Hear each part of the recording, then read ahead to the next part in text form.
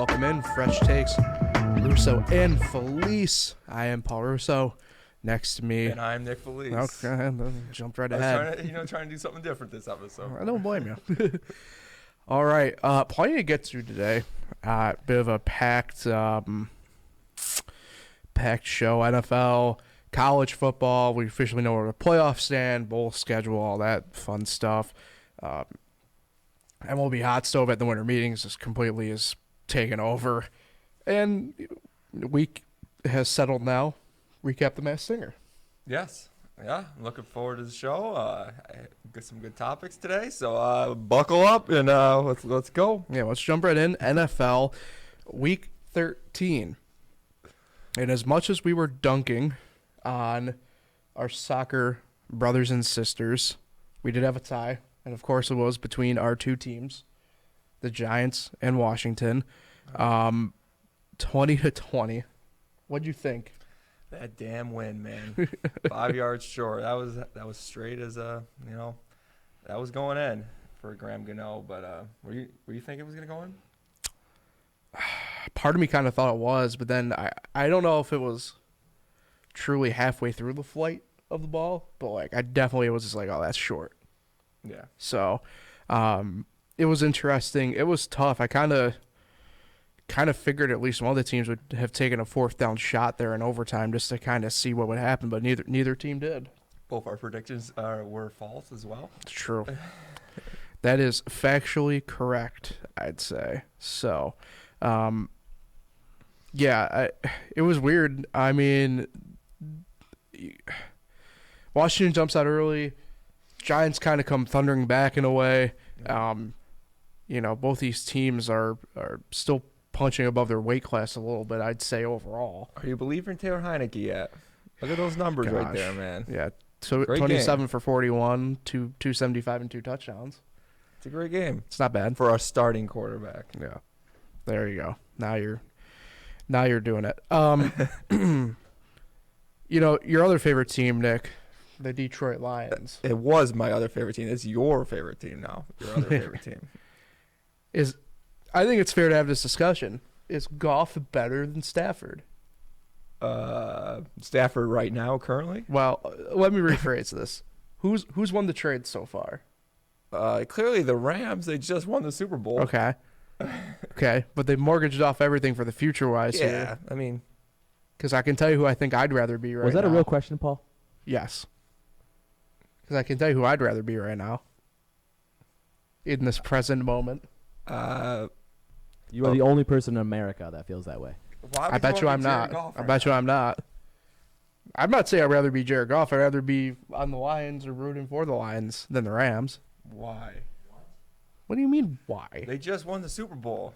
In this present the Lions moment. Are still under 500. Don't you see the record? In this present moment, I'd rather be on the Detroit side of things. Sure. The Look, future. If you want to talk about right now, you want to see the Rams record right now because it's worse than the Lions. Yeah, I get that. I get they're better by 2 whole games. But if I got to win a Super 2 Bowl whole games and and a much wider next year, gap, that's fine. Winning a Super Bowl is worth it. Being negative Yeah. for one season because your quarterback's hurt. I mean, it's only going to get worse for him. I think Donald's gone. I get what Paul's saying. Baker Mayfield. Yeah. We'll circle back to that in a minute. I get what Paul's saying. I mean, for next year's season, sure, the Lions probably got a better chance than the Rams right now. But as of right now, I'd rather be the Rams because they just won the Super Bowl, and the Lions are still the Lions. So, yeah. I mean, they are only – how many games back are they?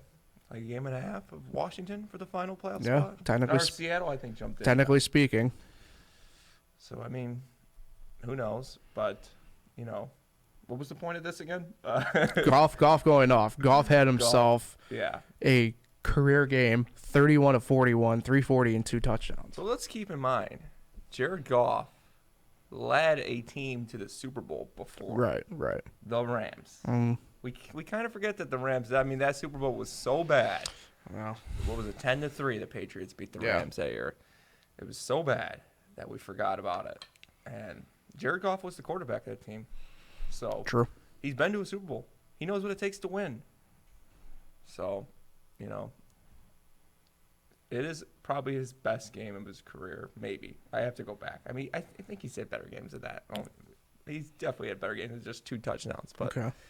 I'm talking collectively though. I mean, it's pretty good. he did it against the Jaguars. Jaguars team that people have been hyping up. I'm sorry. Who? Who's The hyping up the Jaguars? the people. The same people that think the Cowboys are going to win the Super Bowl and get Odell Beckham Jr. So, No. I don't think anybody's gonna know Odell at this point. no, that's his injury's not healed. Let's move on. The Eagles dominate the Titans. I think That was if there are any true naysayers about their season so far, that was the AJ Brown. yeah, revenge game and a half. What do you guys make of them firing their GM, the Titans? I mean that game was the reason. First place Right. in their division. Well, I mean you trade away AJ 13. Brown for It's just pennies on the dollar. I mean, the Titans they've built this team for what's it been, 3-4 years now, More than that. and they made the AFC Championship game that one year. But they really just haven't gotten any better. Right. They're definitely a playoff team. They're lucky they play in a weak division, but they're not once again. Yeah. Maybe a first round exit. I don't know. I mean, maybe the second round. Right. They're not built to make a deep run in this year's playoffs, Right. but they're going to be there. So they haven't gotten any better. No. So I agree with the firing of them. Broncos country, let's sigh. They're Lost terrible. 10-9 to the Ravens. Lamarless Ravens looking like for probably at least a week, potentially about a month. It's interesting for a team that's fighting for the 1 seed in the or not 1 seed, the top division placement in the North.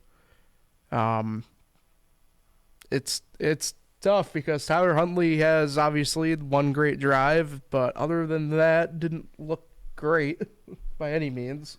Well, he threw the ball just as good as Lamar. I don't know about that. That's a hot take. Didn't he lead them to a game-winning drive? Didn't he lead them? I did say he had one great drive. Yeah. I mean, we hyped up Tom Brady on Tuesday morning, and they look terrible. So this Broncos defense, man, they need to call it a season because they're just not getting any love.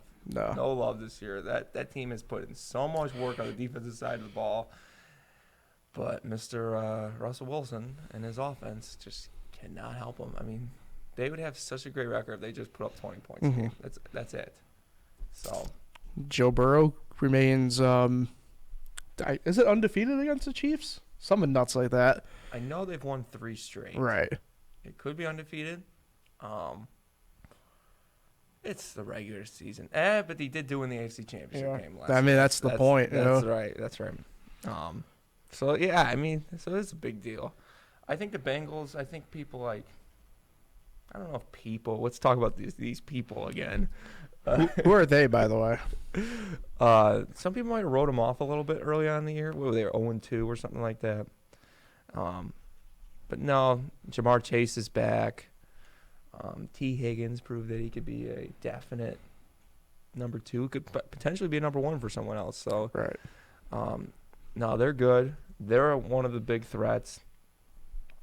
It sucks for the Bills. They have this great team this year, even though losing Von Miller, what was it, yesterday? Yeah, that was some tough news for them, but it's going to be a tough race. The Bills are still there, even without Von Miller. Then you got the Chiefs.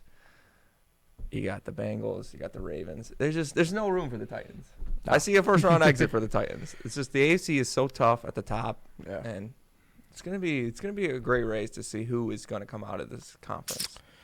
Let's make our Week 14 picks. Scroll the bomb here quick. Is this the final week of buys? I believe. Yes. So. And there's 6 of them. 6 teams. Kind of a last-second mini buy-mageddon for fantasy owners. Yeah, I mean, Week 14 is usually the regular season finale for most leagues, and that sucks. 6 buys. Falcons, Bears, Packers, Colts, Saints, and the Commanders on a bye this week. Wow. No Jonathan Taylor for some people. Yeah, they haven't had him all year anyway. He's come on a little bit. I'd like to say I did predict. I want to rewind the tape. Yeah, you did. That I did call it. I did call. I would not. I didn't think John Taylor was a smart number 1 pick. But you also said McCaffrey wasn't going to be great this year. I mean, it's hard to. I mean, I'm surprised he hasn't been injured yet. Yeah, no, it's coming. It's still coming. Thursday Night Football tonight. This is where we can jump into somebody you mentioned earlier. The Raiders at the Rams. 8:15 on Prime Video. I gotta get an update on Raiders are a touchdown favorite, by the way. I gotta get an update on you. Sure. Do you still think Devontae Adams isn't a number 1 receiver? Correct. I stand by my words. I think he's the best receiver in the game right now. Did you see that game he had last week? Best receiver in the game, eh? Yeah. I mean, if you want to go by statistics, the next game directly following it technically features a wide receiver with better numbers. And his name is Stephon Diggs. Stephon Diggs got to stop. He's got to stop complaining a little bit. He gets the ball enough. He always starts complaining what about this guy, Justin Jefferson? I'm saying they're good. You got Jamar Chase. You got. What about this guy, Tyreek Hill? For what it's worth, I think you're both wrong. What do you think then? He's a top 5 receiver in the league. Devontae Adams is. Okay, but who do you think's the best? Probably Justin Jefferson. Okay, I respect that. I'm on Tyreek. It's still Megatron. It's a throw up between him, Tyreek, Diggs, Adams. In my mind, Megatron. All these years later, it's still Megatron. Living in 2012. Man, I had those were fun fantasy teams I had back in the day. Yeah, good times. But anyway, in this game, yes, you were featuring the Rams earlier. Featuring Baker Mayfield. I'll tell you right now, I'd rather be the Rams than the Raiders. I'll tell you that. Is Baker going to start? Confirmed? Yeah. To my knowledge, he is. Baker starting tonight? To my knowledge. Where'd you get this source? Are you friends with his father or something? I'm friends with his report 43 minutes ago per NBC Sports. Baker Mayfield in line to start for Rams if John Wolford isn't healthy to play. This is an interesting caveat. Don't you just hate that? It's a rough spot for you, Nick. Me and Baker Mayfield were born on the exact same day. I'm going Raiders though anyway, so I'm gonna go Raiders. I'm going Raiders as well. Sunday, we move along. 1 p.m. Jets at the Bills. This is the Jets' last chance to win the AFC East. They don't win this game. It's going to be tough to go into Buffalo. So I'm going to go with the Bills. I'm going with the Bills. Here's your thoughts on the Von Miller news. Well, it doesn't help the defense. It's already been banged up a lot this year anyway. So they've done a pretty good job overall of next man up type stuff, but it's tough. It's tough. You know. Now I don't really know if anybody's really available on the free agent market to kind of come in and kind of just plug and play for a few weeks. So, tough. Browns at the Bengals. We go from Joe Burrow never losing to the Chiefs to Joe Burrow never beating the Browns this week. Wow, I didn't know that. That just sold me. I'm going Browns. Really? Yeah, I gotta go. I'm going I Bengals. think the Browns play pesky ball. They play pesky ball, but old Deshaun Watson looked about as good as he did in a courtroom against the Texans. Certainly not his best performance. No. So, Texans at the Cowboys at 1 p.m. as well. The battle for the Lone Star State. I mean, this is Cowboys, right? It is. I'm picking Cowboys, but man, I could get any Christmas present in this entire world, if I can get a Houston, Texas win at Jerry World, I would be sad. I don't need another Christmas present next 10 years. Davis back under center, Paul. Who is? That? Davis Mills back under center. What are they doing in Houston? Houston, we Kyle got a Allen's problem. pretty bad. So. What are they doing? Davis Mills is better than Kyle Allen. Gosh. We can all agree on that, right? What? That Davis Mills is better than Kyle Allen. I mean, I don't know. Aren't you part of Mills Mafia? I mean, I am part of the Davis Mills hive. Mills Mafia. Mills Mafia, coming from a Bills fan. Oh, So you're a boy. fan of Davis Mavis Mills, Dills. but not Devontae Adams. Mill Stills. No, Mavis Dills. Oh, good gosh. Anyway. Yeah, I mean, Cowboys. But, yeah, I mean, I'd love for them to lose. Well, that'd be great. Yeah. Man. Vikings at the Lions. Lions are a 2-point favorite. Really? Yeah. Did you make that I that did line? not. I did not make that line. This is from our friends at the Green Book, as we'll call it. 'Cause we aren't sponsored. I like the Lions to lose a heartbreaker this week. I'm going Vikings. The tough spot here is it's a 1 p.m. Kirk. But he kind of showed a little bit of maybe not being that great last week against the Jets. Kirk Cousins show you that he's maybe not that great. Wow. 1 p.m. Kirk. 1 p.m. Kirk. I'm going to go Vikings here. But, man, that 2 points, even at 2 points, that's tough. That's tough at 2 points. Yeah, So I'd take the Vikings +2. Jaguars at the Titans. This is a little bit of a toss-up game. To give you toss-up game vibes, Yes. I know the spread's 4 for Tennessee, favored by 4, but it gives me toss-up vibes. At home, I like the Titans. But it could be close. But I could also see this being a blowout. I think I'll take one of my upsets here. I think I'll go with Jaguars here, in all honesty. Why? The moxie they've had the past few weeks, kind of like what they got. The moxie they had. We just talked about that losing 40-14 to the Lions. No, look, the Lions. This is You it need happens. to remember, though, is Trevor Lawrence going to start? That's a good point. What's up with Travis Etienne Jr., man? He's letting me down. He keeps Foot starting issue. him and So have I in one league. He's got foot issue, but crap since James Robinson left. what are you talking about? He had fantastic weeks. He got Since James Robinson left? he hurt his foot 2 weeks ago, so they've kind of been reluctant to go to him. But Tennessee does nothing for me anymore. I mean, are they the most lackluster above 500 team in the league? Like, I don't know. It could be one of our teams. you're just like, I respect that out of you, Nick. I respect that out of you. The Eagles 24 for 156 and a score is pretty good. Yeah, so, yeah. Yeah. I mean, it happens. Eagles at the Giants. We've been doing this podcast for a long time now. I don't think once have I ever picked the Eagles or the Cowboys over my Giants. So, G-Men, baby. God, there's nothing I would love more than to say right in this microphone now. The G-Men. But I just can't. I can't. Gotta go Philly. Philly's just, I think they're too good. They just, here's the thing. I said this earlier. By the way, if you don't watch Finger Lakes today, you should. 9 a.m. every Monday through Friday. You can say what you want about the Eagles, okay? And I get it. They've won by like 5 and 4 and whatever. No, the wins for the most part have exactly been great in terms of maybe score. But they keep winning. There's a method to the madness. They're good for a reason. Gotta roll with them at this point. You don't back into an 11-1 record at this point. You just don't. Not in the way the NFL currently is. So, I gotta give credit where credit's due. I got the Eagles are legit. Are they giving you Carolina Panthers Super Bowl 50 vibes?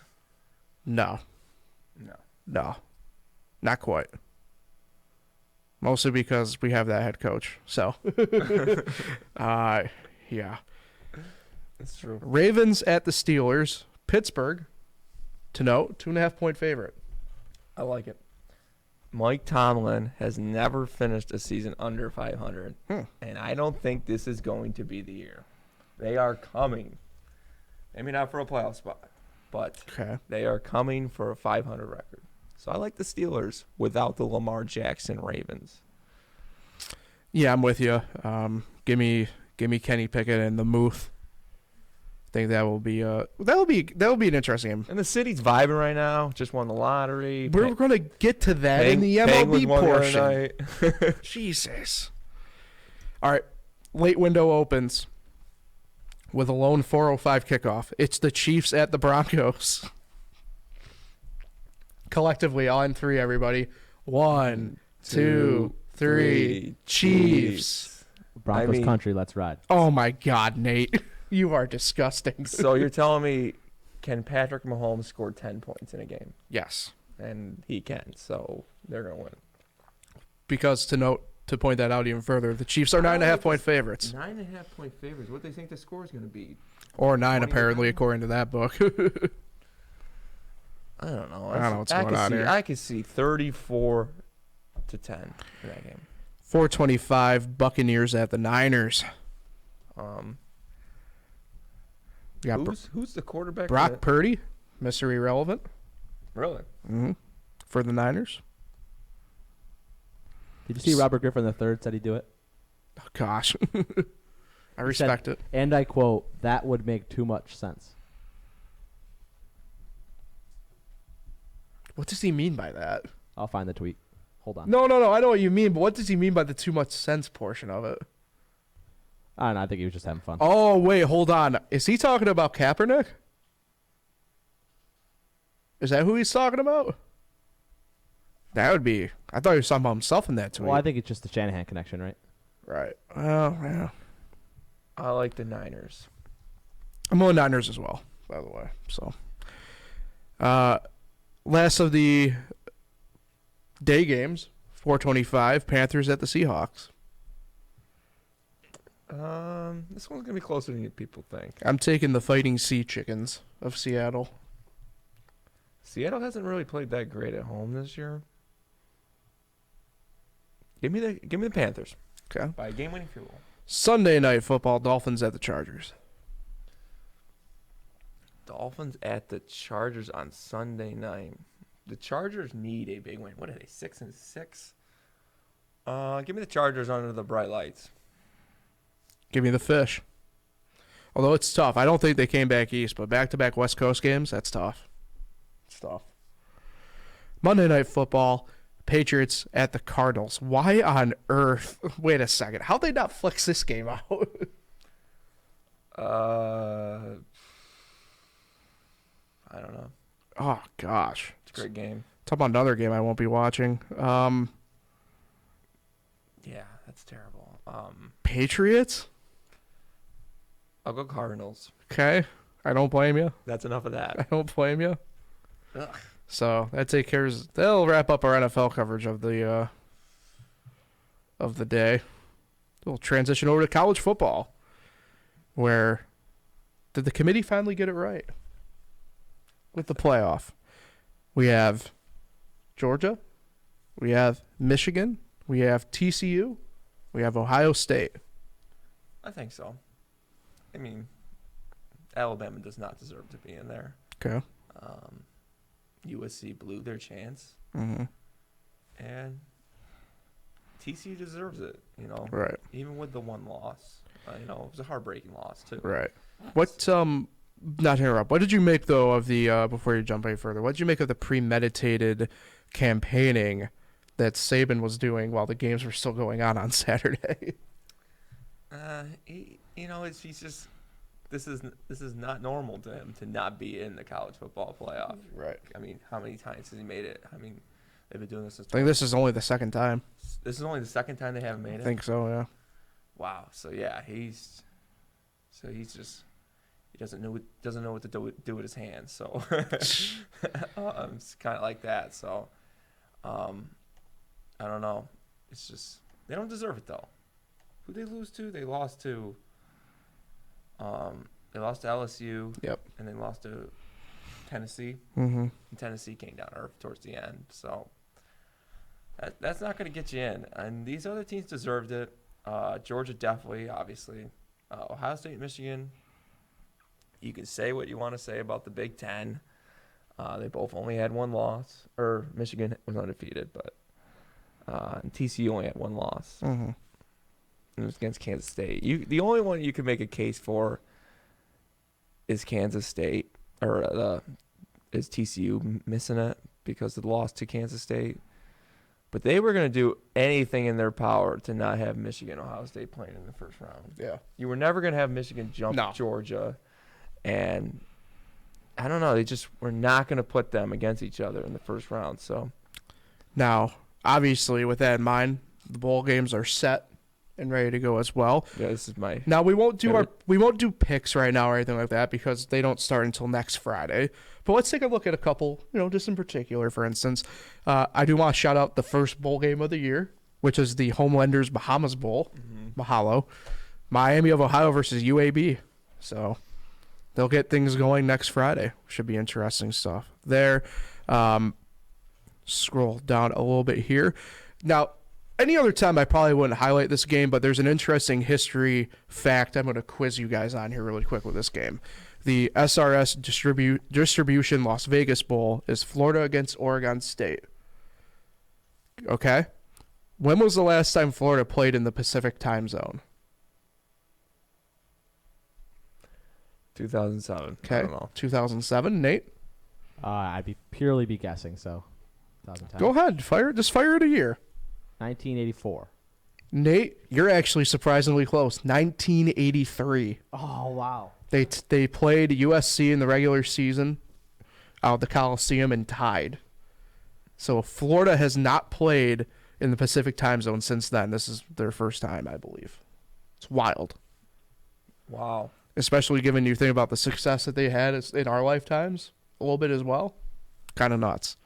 Also, over under of 18 and a half hours of when the first Florida player will get in trouble in Las Vegas. As always, must highlight our blessed potato gods, the famous Idaho Potato Bowl, Eastern Michigan and San Jose State. These names, man. So I here, like the Hawaii Bowl. Christmas Eve. That's true. The Christmas Eve tradition. Middle Tennessee and San Diego State. Unfortunately, Hawaii was awful this year. So, Oh, I got something going on then. well, 8 p.m. I like coming home Christmas Eve from my aunt's house and catching the end of it. So it's always a pleasant experience. So we have the Holiday Bowl, which is Oregon and UNC, and I can only imagine the amount of offense that game will have.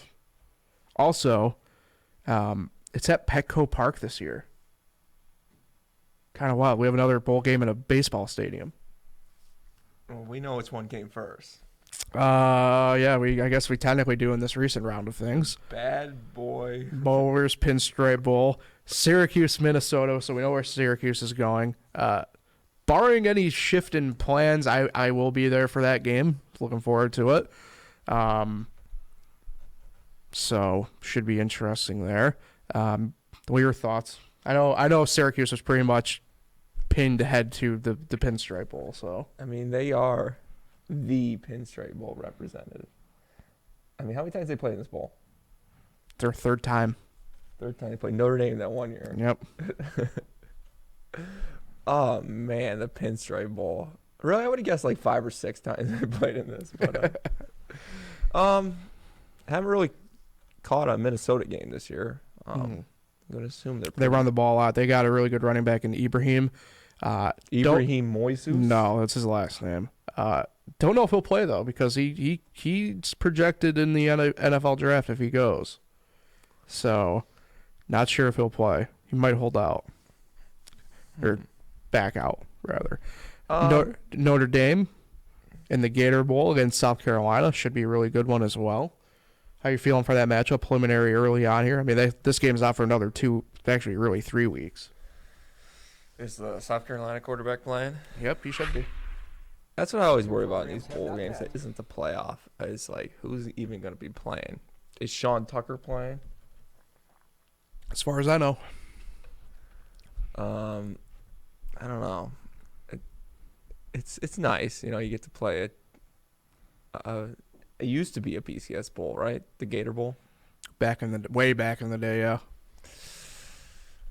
We'll see what happens. Not really shooting for Gator Bowls, but really shooting for playoffs. So 2 years when that 12-man playoff comes, that's when I will become a big-time college football fan. When they have the last four out. And of the New Year's collectively now 6 that occur. I do like that the college football playoff is on New Year's Eve. Yeah. It should be on New Year's Eve every year. So obviously, Fiesta Bowl is Georgia and Ohio State. The what is it? Peach Bowl. I had a mind blank there for a hot second. Peach Bowl is TCU and Michigan. Those are obviously there as well. But the other New Year's Six, Sugar Bowl, is Alabama, Kansas State. The Cotton Bowl is USC and Tulane. Fight on, my Green Wave brethren. And then the Rose Bowl, Utah and Penn State. The Utah-Penn State game is like one of those old school matchups. I'm really looking forward to that, and the granddaddy of them all. So, yeah, second year in a row Utah's playing the Rose Bowl. Yeah. So before we get out here too, with the NCAA stuff, who do you think's gonna get the Heisman? Forgot about that.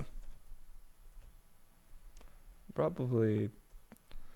Does Tennessee kid still have a shot? So the final four is Max Duggan from TCU, Caleb Williams from USC, C.J. Stroud from Ohio State, and why on earth he's here I don't know, but Stetson Bennett from Georgia.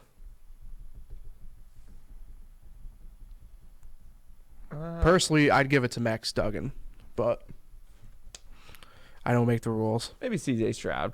Oh gosh, you're brutal.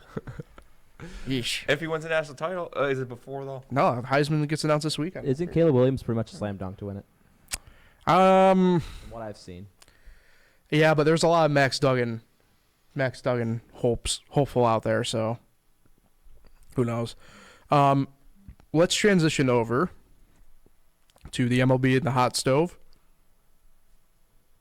There's a lot of money being spent.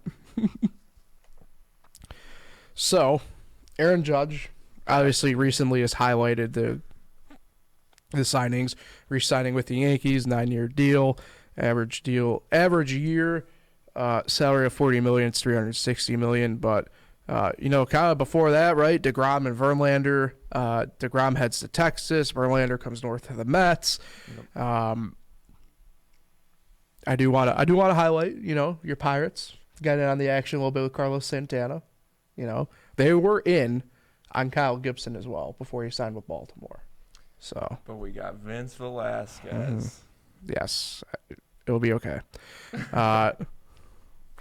So it's been a really kind of active hot stove. I didn't expect anything really before the winter meetings, or I guess really even in the winter meetings, but it's happened. This is kind of like one of the earlier really hot stoves that we've had, really probably pre-pandemic in all honesty. Yeah.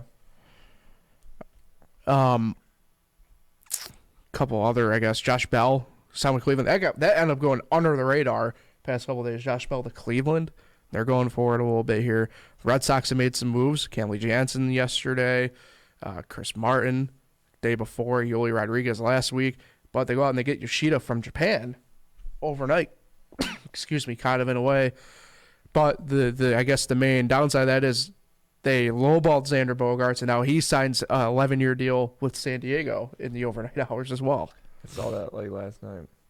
So it's been a busy hot stove. I'm just gotta say I'm surprised Aaron Judge went back to the Yankees. Yeah, I was surprised as well. I was convinced he was going to San Fran. But maybe, with the steroids in his system still. Jesus. Maybe he wants to break some records. I think I'd rather have a guy do steroids than my best reliever be a child porn addict. Yeah. Felipe Vasquez. Who also changed his name to honor his sister, who was still alive. That's really all I can say about that. What a weirdo. What was I saying? Oh, he's still got the steroids in his system. He knows he can't hit home runs in San Francisco, so let's stick with, the Little League field, that Yankee Stadium, and let's try to beat Roof and Aaron and Bonds' records. So, hey, got a question for you. Yep. Speaking of Little League ballparks, not to get off topic, can you name the top 5 shortest home runs where they have been? I bet you one's probably Red Sox. Actually, all 5 are Red Sox. Mm-hmm. So take that with your Little League ballpark. But the Red Sox, they don't take steroids. I'm sorry. What? I'm just kidding. I'm trying to get in his head. David Ortiz says hello. I'm just surprised he went back after, they booed him in the playoffs and stuff like that. So, good for them. They really need pitching, but it's good that they got their hitters back. Well, Carlos Rodon, right, is now the biggest name, at least on the MLB side of the market. I know both New York teams are kind of in on him. Boston might take a run at him. They're kind of in the same boat as the Mets, depending upon, do we go all in for Rodon? Do we go all in for Senga, who obviously is now he still was really up until yesterday with Yoshida, the top prize coming over from the Pacific League in Japan. It kind of wild. I mean, Phillies have been active. We haven't even mentioned them yet. Trey Turner, Taiwan Walker. They get a guy in Matt Strom who was a pretty underrated reliever, to be honest. But just absolute nuts all around. I mean, the Phillies clearly are showing that they're not afraid to spend money at this point. Are you surprised, by the way, that the LA teams have been kind of quiet? Both of them have been kind of quiet. Because going into this offseason, the hype was the Angels were going to spend, the Dodgers were going to spend, and both of them really have only had two, I guess, deals kind of come about. Kershaw re-signing with the Dodgers. Shelby Miller comes down from San Francisco to the Dodgers as a free agent signing. For the Angels, they get Carlos Estevez from Colorado, very good pitcher, and they effectively, Tyler Anderson declines qualifying offer from the Dodgers and just goes right down I-5 to Orange County and signs with the Angels. Mm-hmm. That's really the only two things that either team has done. Well, the Angels, they still have that mindset that they're going to win with Mike Trout and Shohei Ohtani, and hasn't worked. They need pitching, and Tyler Anderson, former Pirate for a half year, that's not going to win. That's not going to win you ball games. Yankee legend, Tyler Anderson. That's not. He's all right. he's done well. Kind of reminds me a little bit of a J Happ. Mm-hmm. That's not going to win them games. The Angels are still going to be pitiful next year. Mike Trout can never stay healthy for a whole season. Mm-hmm. Shohei Ohtani, we don't know what position he plays. I don't know. It's not going to work there. The Dodgers are fine. They're still loaded. Definitely a little concerning that they haven't done as much as like the Phillies and them have It's done. weird. It's, yeah. Even the Mets, they lost DeGrom, but they go out and get Verlander. Excuse me. And to that end, they've also said, outside of Rodon, really the other big name still left is Carlos Correa.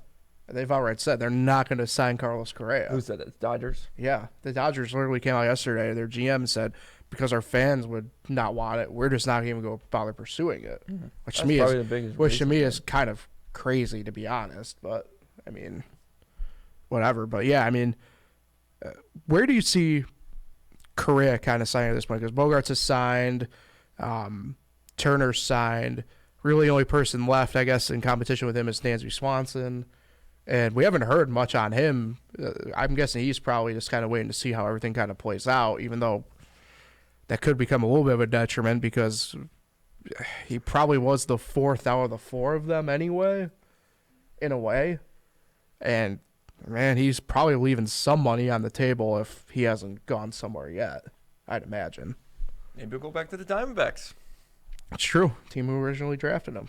But Correa, yeah, I mean, that's a big concern because he is a very known cheater. He's not very well liked around the league because of that. Definitely a concern. I can see why the Dodgers are not going to sign him because of that. They took a World Series from him.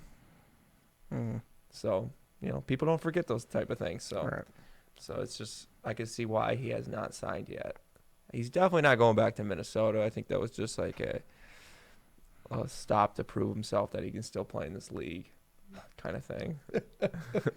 Stop over to play, prove it. He's not going back to Minnesota. I could tell you that right now. But I don't know where he's going to go. Right. All right, before we head out here. Well, I need to say something about the lottery. Oh, that's right. Yeah, go ahead. Forgot about that. My Pirates won the inaugural draft lottery, which is rigged, by the way. They're all rigged. If you haven't figured that out yet, they are all rigged.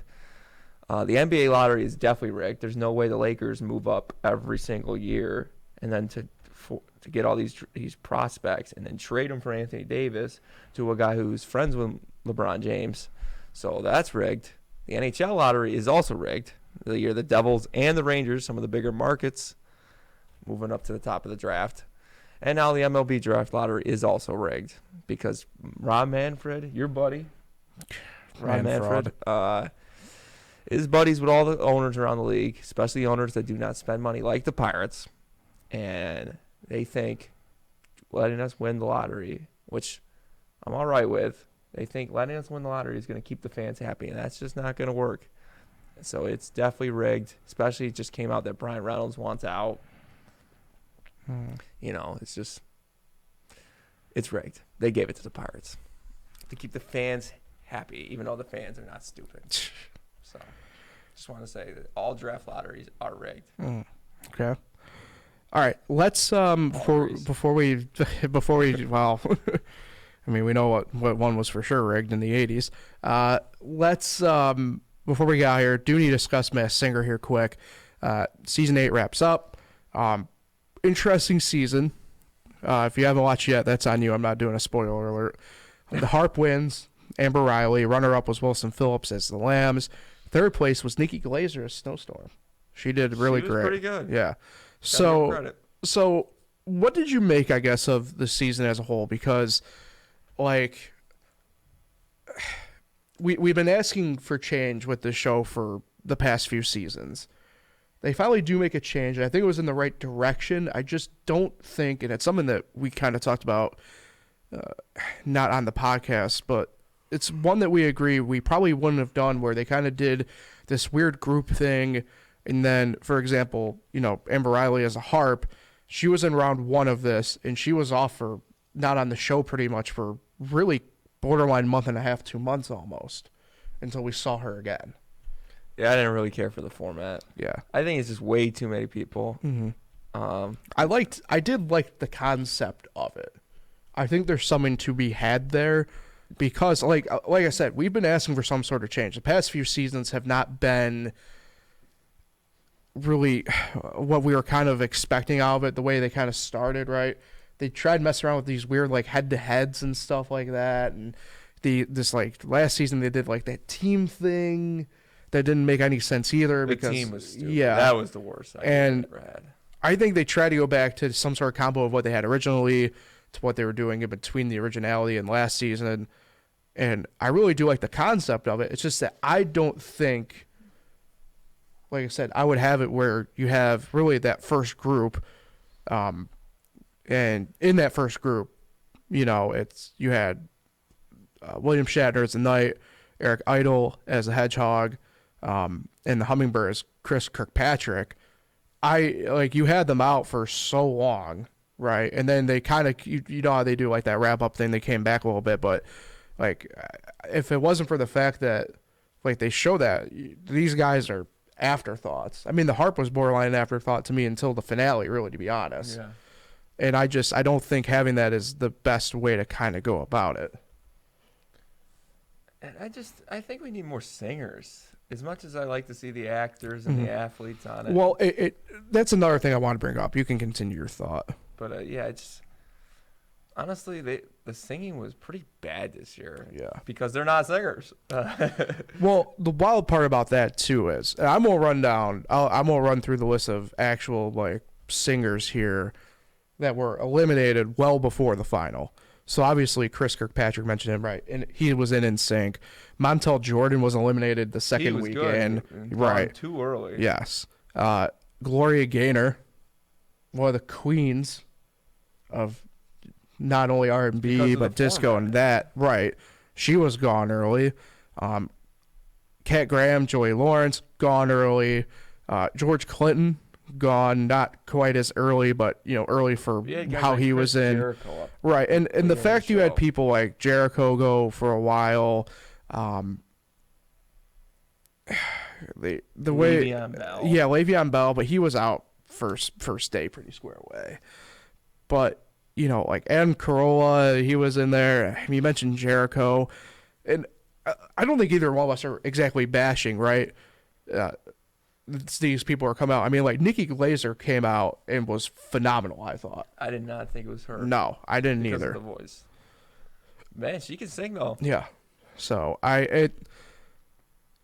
it's just one of those things where I think, again, we kind of talk about how they kind of need to reassess it a little bit, because I think we were, in all honesty, upset the first few seasons there were singers kind of like winning it and stuff like that. And I guess to be fair, right, Amber Riley does have records and songs out, so she kind of falls into that category, right? But like, they need to find that balance of people where the voice isn't like Jericho's, where it's like, what the hell is going on here? But maybe not quite all singers like they had. I mean, like, I want to say it was like the fourth season was like nothing but singers. Yeah. It seemed like. So there's a happy medium to be had. I think they need to kind of revert back to that a little bit. Maybe, I do agree with you there, maybe a couple less characters, in all honesty, and tidy up the rounds a little bit. Like, maybe do, say, if you're going to do like this group format, which I kind of like, where, you're kind of just eliminating them out in that way. Maybe have like week 1 be like week 1 group 1, then week 2 be group 2 covers week 2. Don't do the whole group for 3 weeks and then don't see them for like 9 weeks. Right. Yeah. Have it be like a cyclical thing where group 1 goes every 3rd week, group 2 goes every 3rd week, group 3 goes every 3rd week. So that way, I think they stay on the brain. And if it's like a problem of like you can't get them back for that, just like edit it that way. Like have them all do it, like like film it all together. And I mean, they do that anyway too. I mean, it's not. I don't think it's that hard to kind of tell when they're in that same moment, if you know what I mean. I think this year was a little bit different. I mean, Ken Jeong had to sit out an episode. He tested positive for COVID. So he was out an episode, but. That's really the first time any of the judges have had to actually have been out of I guess, judging. But or Nick Hannon. Right. But that was a little bit different, I guess, in that sense. This is either way. Season 9 coming up. Yeah. I know they're good through season 10, I believe, last I knew, on the contract side of things.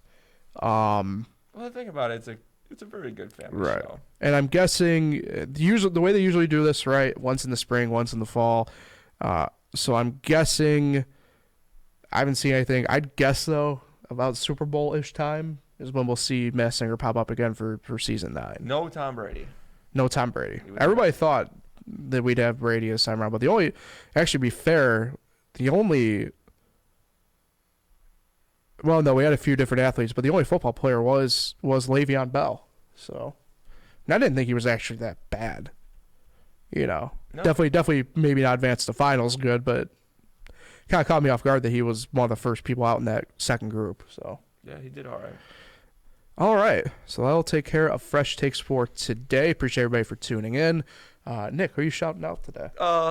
It was our good friend Sam Shields' birthday on Tuesday. Happy birthday to Sam. Happy birthday, Sam. Trying to sneak into the fantasy football playoffs this week over Kurt. So, yeah, shout out Sam. I have a shout out myself, by the way. Really? Need a shout out, family friend, good friend, Tommy Melton.